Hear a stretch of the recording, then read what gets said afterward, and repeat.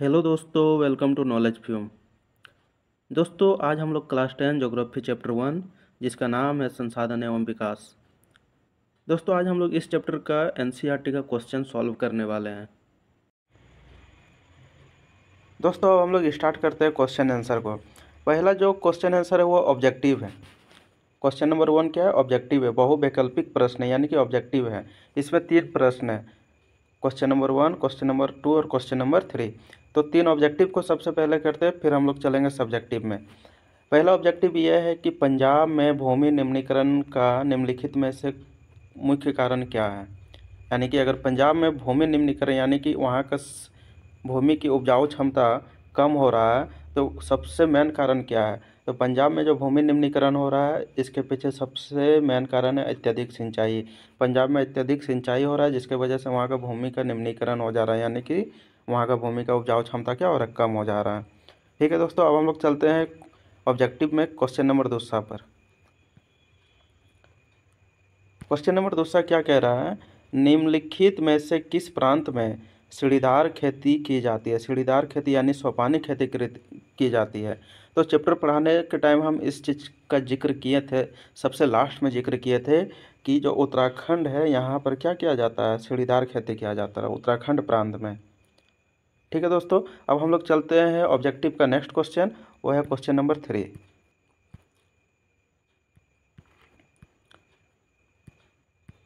चलिए, question number 3 कह रहा है कि इनमें से किस राज्य में काली मृदा मुख्य रूप से पाई जाती है। तो ये 4 ऑप्शन में कौन सा ऑप्शन सही होना चाहिए? जम्मू कश्मीर, राजस्थान, झारखंड या महाराष्ट्र। तो हम लोग को पता है कि महाराष्ट्र, गुजरात और मध्य प्रदेश, ये 3 राज्य में सबसे ज़्यादा क्या है? काली मिट्टी पाई जाती है। तो यहाँ पर क्या हो जाएगा? महाराष्ट्र, ऑप्शन नंबर ग, इसका क्या होगा? सही हो जाएगा। महाराष्ट्र में काली मिट्टी पाई जाती है। ठीक है दोस्तों, अब हम लोग चलेंगे क्वेश्चन नंबर दूसरा में। क्वेश्चन नंबर दूसरा, अब ये जो है, जो क्वेश्चन नंबर दूसरा, ये 30 शब्दों का क्वेश्चन आंसर देना है। इसमें निम्नलिखित प्रश्नों का उत्तर लगभग 30 शब्दों में दीजिए। क्वेश्चन नंबर 1 तो ऑब्जेक्टिव था, क्वेश्चन नंबर दूसरा क्या है? इसमें सब्जेक्टिव क्वेश्चन और ये 30 शब्द में हमको आंसर देना है।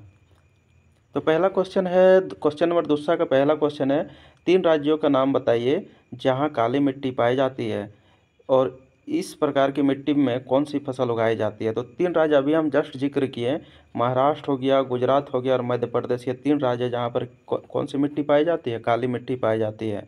और काली मिट्टी में कौन सा फसल उगाया जाता है? कपास। क से काली और क से कपास। काली मिट्टी किसके लिए फेमस है? कपास की खेती के लिए फेमस है।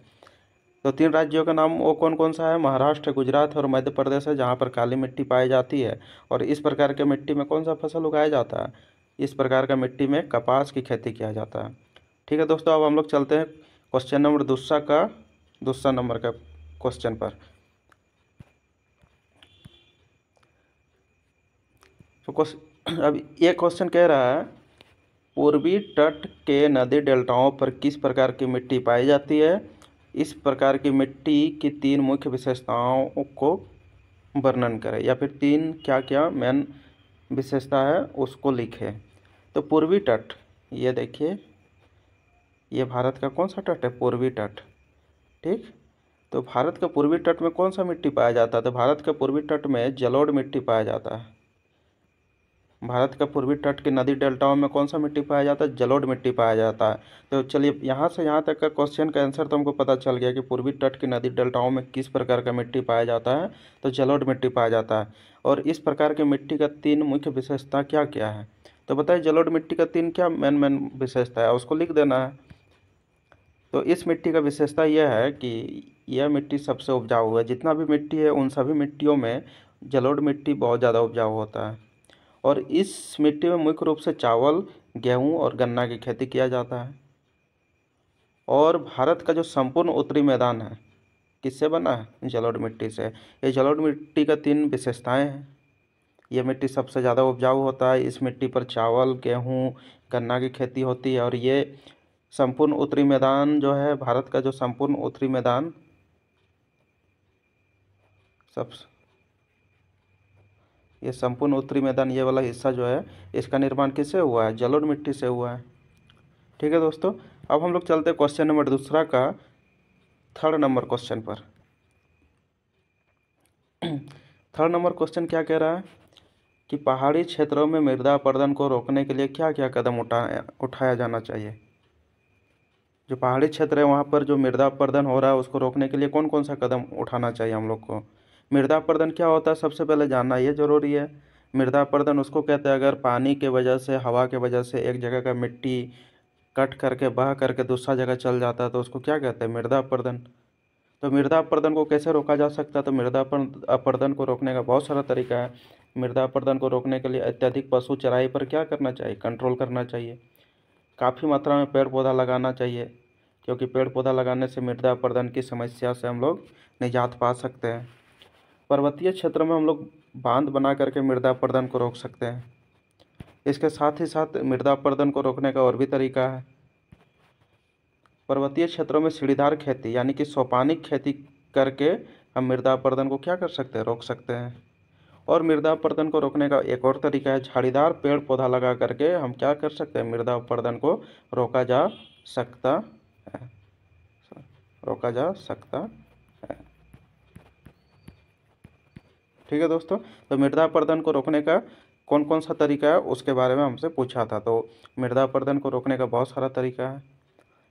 अब जो क्वेश्चन नंबर 3 एनसीईआरटी का क्वेश्चन नंबर जो 3 है, इसका आंसर 120 वर्ड में देना है। क्वेश्चन नंबर 3 में 2 क्वेश्चन है और दोनों क्वेश्चन का आंसर हमको कितना में देना है, 120 वर्ड में देना है, यानी कि लॉन्ग टाइप का क्वेश्चन ये। तो पहला क्वेश्चन क्या है, क्वेश्चन नंबर 3 का पहला नंबर का क्वेश्चन ये कह रहा है, भारत में भूमि उपयोग प्रारूप का वर्णन करें। वर्ष 1960-61 से वन के अंतर्गत क्षेत्र में महत्वपूर्ण वृद्धि नहीं हुई है, इसका क्या कारण है। पहले क्वेश्चन को समझ लीजिए दोस्तों, फिर हम लोग इसका आंसर करेंगे। क्वेश्चन ये बोल रहा है कि भारत में भूमि उपयोग प्रारूप का वर्णन करें, यानी कि भारत में जो भूमि है कितना % भूमि खेती के लिए यूज हो रहा है, कितना % भूमि पर वन है, कितना % भूमि बंजर है। इस प्रकार से क्वेश्चन पूछा है। पहला जो यहाँ से यहाँ तक का क्वेश्चन है वो पूछ रहा है कि भारत में भूमि प्रारूप का वर्णन करें। उसका जो दूसरा नंबर, इसी में दूसरा जो क्वेश्चन है वो कह रहा है कि वर्ष 1960-61 के बाद भारत के जो वन क्षेत्र है उसमें ज़्यादा हमको वृद्धि देखने को नहीं मिला, इसका क्या कारण है। तो सबसे पहले हम भारत में भूमि उपयोग प्रारूप का वर्णन करें, यहाँ तक का आंसर को जानेंगे, उसके बाद का आंसर को जानेंगे। तो आइए दोस्तों, हम लोग जानते हैं कि भारत में भूमि उपयोग प्रारूप का वर्णन किस प्रकार से किया जाता है, यानी कि भारत में भूमि कहाँ कहाँ किस प्रकार से यूज हो रहा है। तो देखिए, भारत में जो कुल प्राप्त भूमि है उसका 46.6% भूमि शुद्ध बोया गया क्षेत्र के अंतर्गत आता है। इसका मतलब हुआ कि भारत में टोटल जितना ज़मीन है उसका 46.6% भाग खेती के लिए यूज किया जा रहा है। शुद्ध बोया गया क्षेत्र मतलब खेती के लिए यूज किया जा रहा है। कितना %? 46.6% जो भूमि है भारत में वो खेती के लिए यूज किया जा रहा है। 22.5% जो भूमि है उस पर क्या है, वन है, यानी कि जंगल है। 13.8% भूमि बंजर है, यानी कि इस पर खेती बाड़ी नहीं होता है, ये कृषि योग्य नहीं होता है। ठीक। और 7.7% भूमि जो है वो परती है। परती मतलब वो खाली है, उस पर अभी खेती नहीं हो रहा है। चाहेगा तो फ्यूचर में खेती कर सकता है, लेकिन उस पर खेती नहीं हो रहा है। तो इस प्रकार से भारत में भूमि का उपयोग प्रारूप इस प्रकार से बताया गया।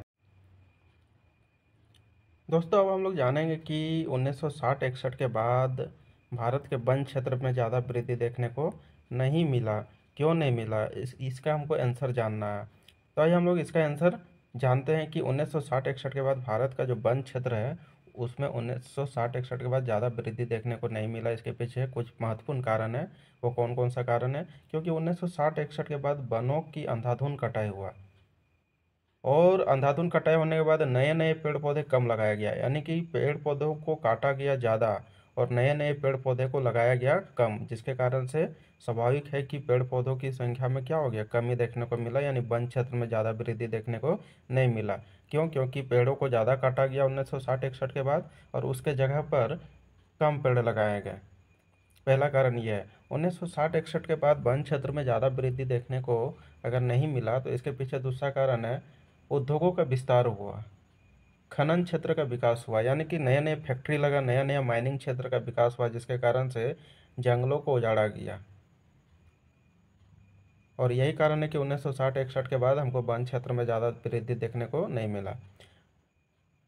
तीसरा कारण यह है कि 1960-61 के बाद वन क्षेत्र में अगर वृद्धि नहीं देखने को मिला दोस्तों, तो तीसरा कारण यह है कि 1960-61 के बाद नए नए नगर बसा, नए नए बस्ती का निर्माण हुआ, नए नए सड़कें, नई नई रेल मार्गों का निर्माण हुआ, जिसके कारण से वनों को उजाड़ा गया। नगर बसने के वजह से, बस्ती बसने के वजह से, सड़क बनने के वजह से, नई नई रेल मार्ग यानी कि रेलवे ट्रैक बिछने के वजह से वनों को क्या किया गया, 1960-61 के बाद उजाड़ा गया, जिसके कारण से 1960-61 के बाद हमको ज़्यादा वन क्षेत्र में वृद्धि देखने को नहीं मिलता है। और 1960-61 के बाद भारत की जनसंख्या में भी बहुत ज़्यादा वृद्धि देखने को मिला, जिसके कारण से वनों को उजाड़ा गया और उजाड़ करके लोग क्या किया, वहाँ पर घर बना लिया, क्योंकि जब जनसंख्या बढ़ गया तो उन बढ़ी हुई जनसंख्या को रहने के लिए कहीं तो जगह चाहिए था। तो लोगों ने क्या किया कि वनों को काट दिया, वनों को काटने के बाद वहाँ क्या किया, अपना घर बना लिया और घर बना करके रह रहा है। यही कारण है कि 1960-61 के बाद वन क्षेत्र में हमको ज़्यादा वृद्धि देखने को नहीं मिला दोस्तों। अब हम लोग नेक्स्ट क्वेश्चन चलते हैं। नेक्स्ट क्वेश्चन क्या कह रहा है, चलिए समझते हैं नेक्स्ट क्वेश्चन को। प्रौद्योगिकी और आर्थिक विकास के कारण संसाधनों का अधिक उपभोग कैसे हुआ है? प्रौद्योगिकी और आर्थिक विकास के कारण संसाधनों का अधिक उपभोग कैसे हुआ? इसका मतलब कह रहा है कि टेक्नोलॉजी बढ़ने के वजह से, देश का इकोनॉमी बढ़ने के वजह से संसाधनों का अधिक यूज हुआ है। कैसे हुआ? क्वेश्चन पहले समझिए दोस्तों। क्वेश्चन क्या कह रहा है कि प्रौद्योगिकी यानी कि टेक्नोलॉजी, प्रौद्योगिकी का मतलब क्या होता है, टेक्नोलॉजी, और आर्थिक विकास मतलब इकोनॉमी, यानी कि मेरा देश का टेक्नोलॉजी और आर्थिक विकास बढ़ने के कारण संसाधनों का अधिक यूज हो गया। कैसे हो गया, वर्णन करें। तो आइए हम लोग समझते हैं इसका आंसर। देखिए, देश में जब टेक्नोलॉजी बढ़ गया, देश में क्या बढ़ा, टेक्नोलॉजी बढ़ गया तो तेज उत्पादन होने लगा। किसी भी चीज़ का क्या होने लगा, तेज उत्पादन। टेक्नोलॉजी बढ़ने के वजह से नई नई मशीन आई, नए नए कारखानों का विकास हुआ, जिसके कारण से उत्पादन में बहुत ज़्यादा वृद्धि देखने को मिला। और जब उत्पादन में बहुत ज़्यादा वृद्धि देखने को मिला तो कच्चा माल का खपत बहुत ज़्यादा हो गया, जैसे कोयला, लोहा, पेट्रोल, लकड़ी, इस प्रकार के संसाधनों का क्या हुआ, खपत बहुत ज़्यादा हो गया। यानी टेक्नोलॉजी बढ़ने की वजह से मशीन आया, नया नया कारखाना लगा, जिसके कारण से उत्पादन में तेज़ी देखने को मिला। और जब उत्पादन में तेज़ी देखने को मिला तो कोयला, लोहा, पेट्रोल, लकड़ी जैसे संसाधनों का यूज ज़्यादा होने लगा कच्चा माल के रूप में। ठीक है दोस्तों। उसके बाद टेक्नोलॉजी बढ़ने के वजह से संसाधनों का उपयोग ज़्यादा होने लगा। इसके पीछे दूसरा कारण ये है कि देखिए, टेक्नोलॉजी जैसे बढ़ा तो क्या हुआ कि उद्योग और परिवहन के लिए बड़ी मात्रा में कोयला, पेट्रोल और गैस जैसी ऊर्जा संसाधनों का उपयोग होने लगा। टेक्नोलॉजी बढ़ने की वजह से क्या हुआ, उद्योग और परिवहन के लिए बड़ी मात्रा में कोयला, पेट्रोल, गैस जैसी ऊर्जा संसाधनों का क्या होने लगा, उपयोग होने लगा, जिसके कारण से संसाधनों का ज़्यादा से ज़्यादा उपयोग हो गया। ठीक है दोस्तों। और नेक्स्ट क्या कारण है इसके पीछे कि संसाधनों का उपयोग कैसे ज़्यादा होने लगा टेक्नोलॉजी बढ़ने की वजह से? देखिए, टेक्नोलॉजी बढ़ने की वजह से औद्योगिकरण हुआ। औद्योगिकरण का मतलब है कि नया नया फैक्ट्री लगा। टेक्नोलॉजी बढ़ने की वजह से नया नया फैक्ट्री लगा है, इसी को औद्योगिकरण कहते हैं। और जब नया नया फैक्ट्री लगा तो लोगों को रोज़गार मिल गया, और रोज़गार मिलने की वजह से क्या हो गया कि जनसंख्या में वृद्धि देखने को मिला। और जब जनसंख्या में वृद्धि हो गया तो संसाधनों का ज़्यादा जरूरत पड़ने लगा, और इस प्रकार से क्या हुआ कि संसाधनों का ज़्यादा यूज होने लगा। क्या हुआ समझिए, जैसे जैसे टेक्नोलॉजी बढ़ गया, आर्थिक विकास हुआ तो औद्योगिकरण हुआ। औद्योगिकरण का मतलब होता है नया नया फैक्ट्री लगा। जब नया नया फैक्ट्री लगा तो लोगों को क्या मिल गया, रोज़गार मिल गया। और जब लोगों को रोज़गार मिल गया तो जनसंख्या बढ़ने लगा। और जब जनसंख्या बढ़ गया तो बढ़ी हुई जनसंख्या की वजह से संसाधनों का क्या होने लगा, ज़्यादा से ज़्यादा उपयोग होने लगा। इस प्रकार से टेक्नोलॉजी बढ़ने से संसाधनों को ज़्यादा यूज होने लगा। और टेक्नोलॉजी बढ़ने से वाहन, हवाई जहाज़, मोबाइल, कंप्यूटर जैसी चीज़ों बनने लगे। और इन सभी चीज़ों को बनाने के लिए खनिज, धातु, पेट्रोलियम जैसे चीज़ों का ज़्यादा से ज़्यादा खपत होने लगा। यानी इस प्रकार के संसाधनों को ज़्यादा से ज़्यादा खपत होने लगा। और इस प्रकार से क्या हुआ कि टेक्नोलॉजी बढ़ने के वजह से हम लोग का संसाधन का ज़्यादा से ज़्यादा उपयोग होने लगा। ठीक है दोस्तों, तो ये था पूरा एनसीईआरटी का सॉल्यूशन।